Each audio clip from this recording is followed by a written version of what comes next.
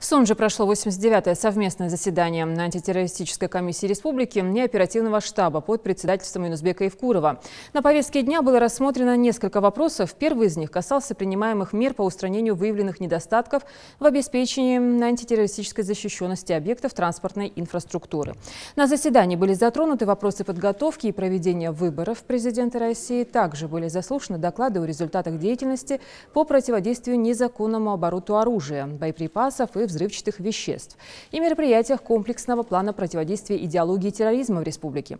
Заслушав и обсудив выступления всех участников совещания, антитеррористическая комиссия республики приняла ряд необходимых решений и рекомендаций, направленных на устранение выявленных недостатков. В конце заседания глава Ингушетии сказал о принятии всех мер безопасности граждан при сборе черемши. Обезопасить граждан, принять все меры, чтобы граждан, которые идут за дикой черемшой, сейчас сезон начался, здесь главы муниципальных образований, через глав сельских поселений, которые здесь тоже присутствуют. У нас уже практика наработана в этом плане. И принять все меры для того, чтобы взять на контроль всех, кто выходит в горно-лесистую местность за черемшой.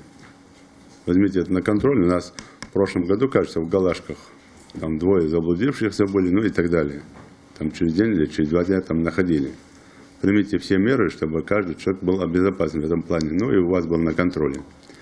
Это одно. И через начальников ГОВОДа, РОВОДа то же самое, тоже сигналы передать и на контроль взять.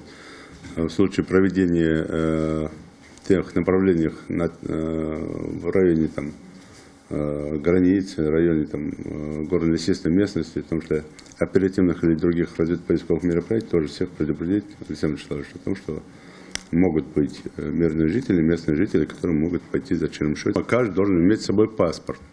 На случай, если где-то он наткнется на органы правопорядка в лесу, которые там могут проводить мероприятия. Второе, по линии школ, товарищу министру образования, принять все меры с учетом событий, которые происходили или произошли в ряде регионов.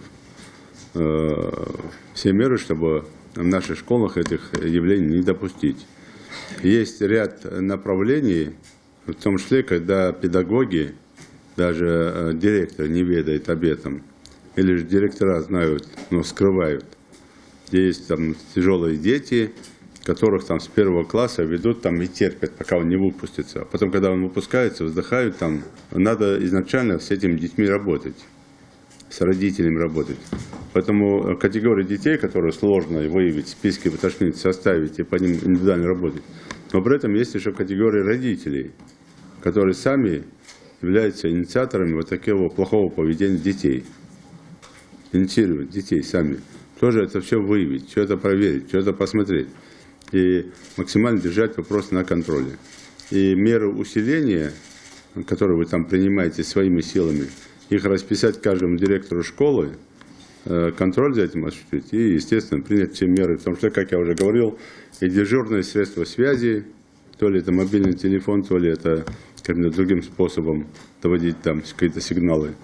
Ну и оперативное вмешательство в эти дела.